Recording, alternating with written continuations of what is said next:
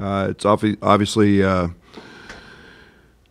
nice to get back home, and snowy, you know, feels like home. So, good trip out west, obviously, and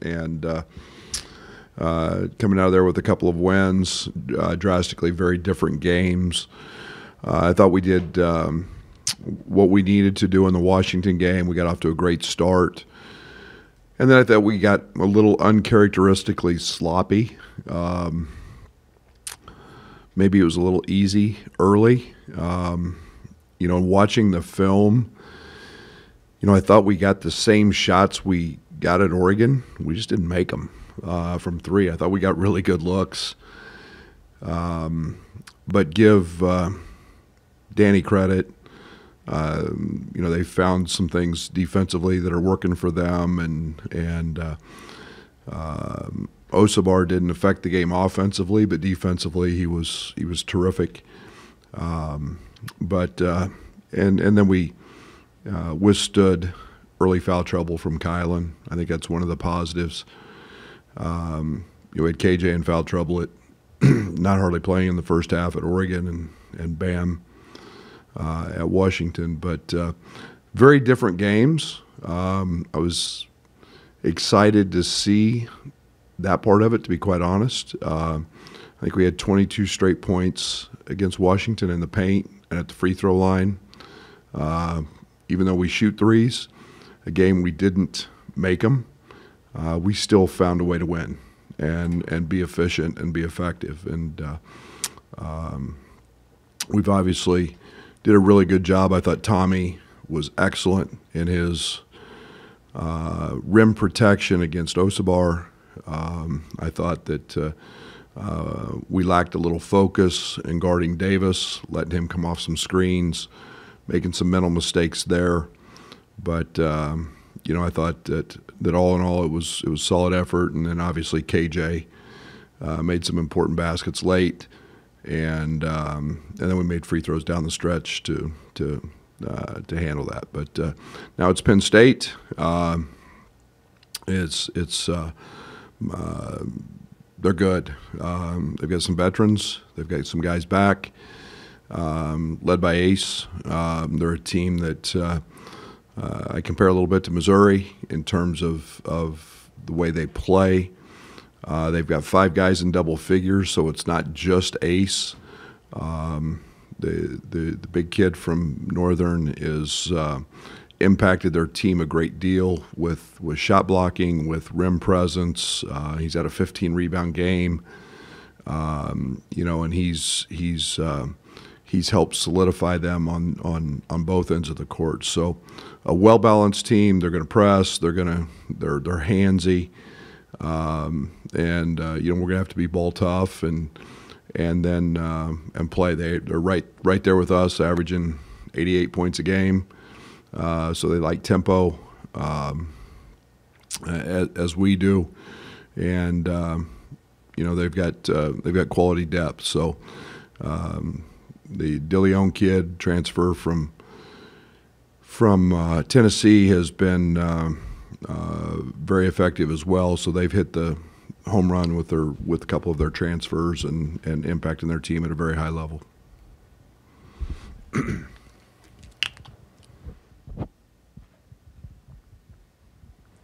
I mean, Penn State probably has maybe as much continuity as anybody in the league, just with the guys that came back. How much have you seen that maybe being a difference for them?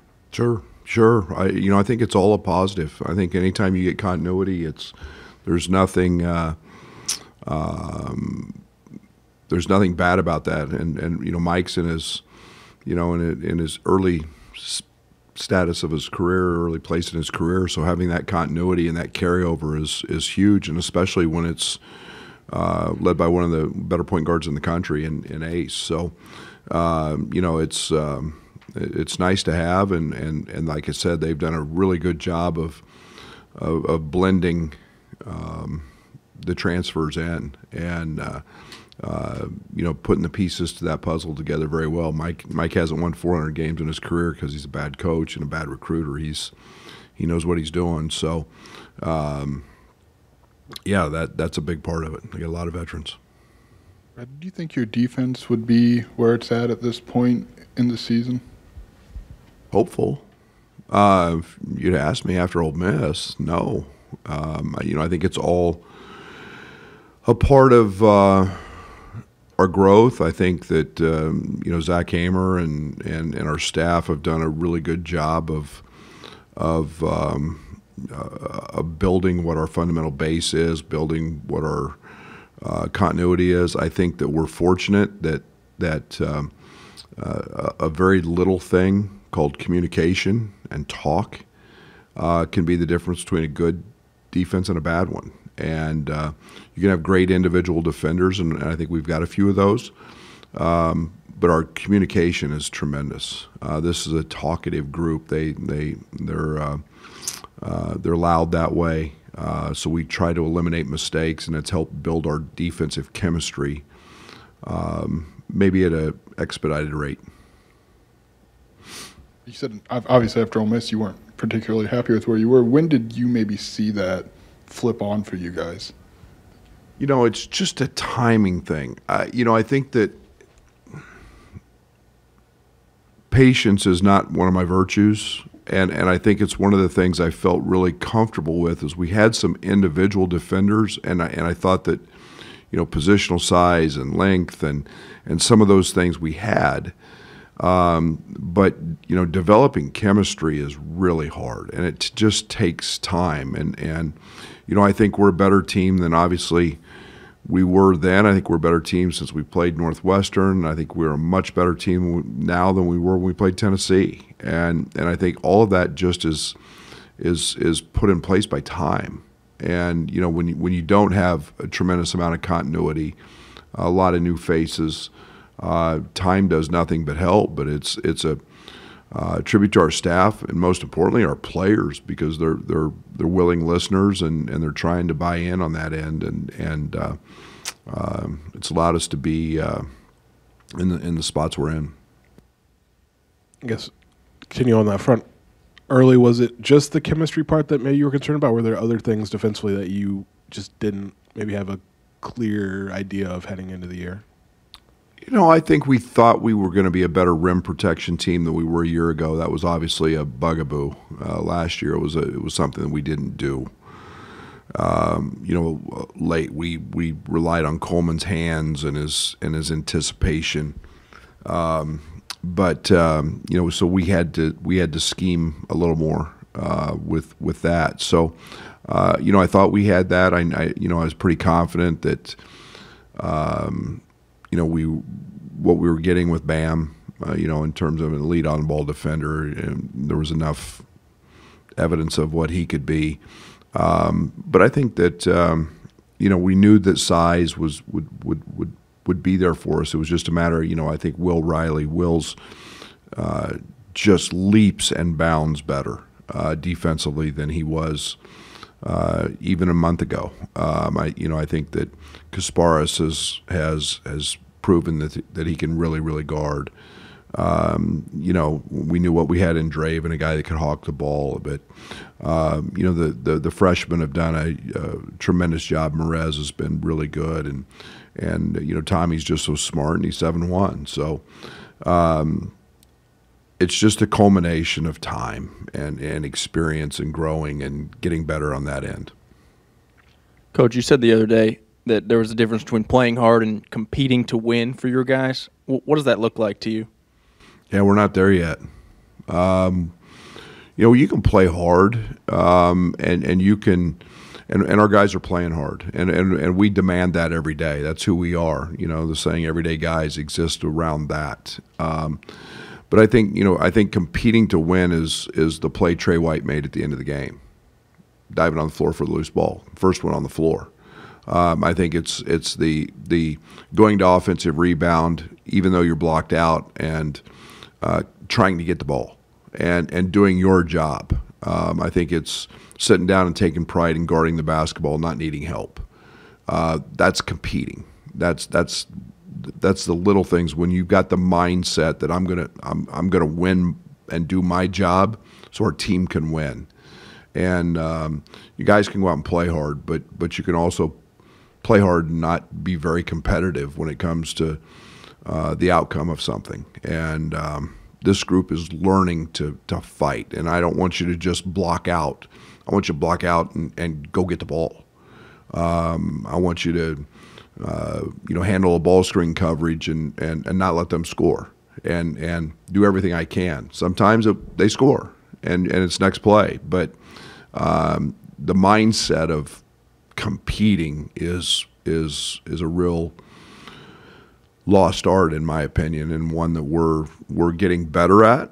We play hard, but we've got to learn to compete, and we got to do it for 40 minutes. We can't take gaps. Right now we're a 32 to 34 minute a game compete team. We're not. We got 6-8 minutes a game where we've got to be better. Along those lines, several of your recent teams that have been successful have done that well. Have you found that it is something guys have to buy in to being the competitive plays? Is it something you have to instill and Yeah. it just takes time? Yeah, and some of it's ingrained. Some guys will know how to do it. Some guys don't. And everybody says playing hard's is a learned skill today. Maybe it is. Winning's really hard to do, and you have to teach that. And sometimes you've got to learn how not to lose before you can learn how to win. And this group is playing hard and they're competing. Now, how damn tough can we be for 40 minutes and not get up 27-10 and have the mindset that it needs to be 38-12 or 38-14, and we're not going to relax. We're going to put our foot through the floorboard, and that's competing, and that's not resting because something became easy. And we've had that. I look back just last year. I mean, UConn was probably as good at it as anybody in the country. That's the next step for our team is that level of competition and competing and not taking a play off. Penn State, I think, is their top 10 in turnover percentage defensively. What do they do so well on that end, and how will that challenge your guys tomorrow? Yeah, they're going to pick up full court. They're going to run and jump. They'll allow you to turn the ball over just by mentally, not being sharp. They're very much like Missouri. They're going to deny passing lanes. They're going to crawl up in you. They blitz ball screens, which we just saw from Washington. You're going to have to work for your catches. When you drive it, they're going to swarm to the ball. They're handsy. Ace has been used his quickness and speed to create opportunities, and now they've got some rim protection with the big kids. So they do a little bit of everything, but it's like I said, it's nothing we haven't seen. We just saw the denial and the hard pressure, and I thought we did a great job in the second half of that game with only 4 turnovers. But more of the same coming. A couple months ago, you said you were looking for the next Terrence defensively. Have you found that offensively with KJ being trusted with the ball in late game situations? Yeah, I think offensively, it comes in every game has its own identity. KJ's really good. I think that the him and Kylan and Trey, to be very honest, I mean, those two. As much as the Davis kid impacted the game offensively, we went right at him at the other end, and it was those two guards, down the stretch. I mean, they were tremendous. Tommy had a couple threes that we thought were in, and we ran a play to get him a three, and it just, loop-de-loop. And came out, but all three of those guys are very, very capable, and they've all hit big shots at different times throughout the early season here.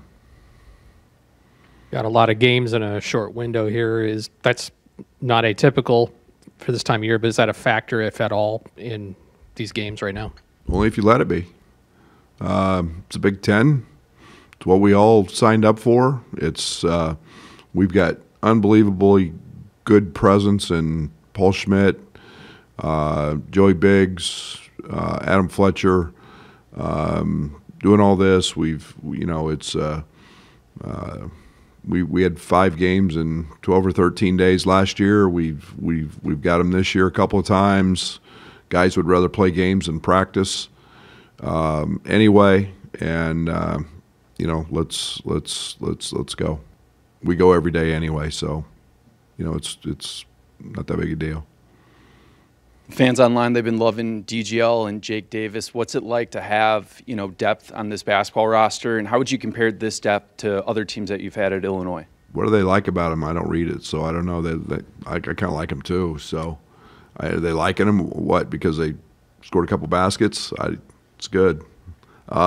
We don't win 2 games without Draven. Draven was tremendous, and I thought his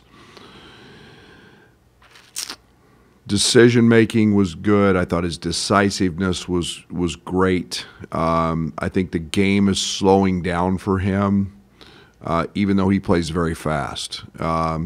You're hard pressed to find as good an athlete as there is, as he is, and at any level. The block he's made in a couple games, the dunk, his speed, his quickness, definitely impacted both of those games, and he's a very good isolation player. So I think he's, my comfort with him is growing, and then I think the game is slowing down, and his decisiveness and decision making has been really good. Jake just does what we ask, and he does it at a really high clip. And we tell him to offensive rebound, he offensive rebounds. He gets 2 or 3 deflections that lead to easy baskets for other guys. Other than the bad play made in the Washington game where he let the Davis kid rip off the baseline, and he was in la-la land, I guess is the best way to put it. But he's made a lot of really good plays. He's a terrific shooter. He's a great feel guy. He has what we call great next actions. He creates looks for people. So I've been very, very pleased with both of those guys, and you combine that with Merez and Will. It's made our bench very, very productive. The way Dre kind of snuffed out 2 fast breaks by Washington by himself, is that skill, art, technique, some kind of combination of that?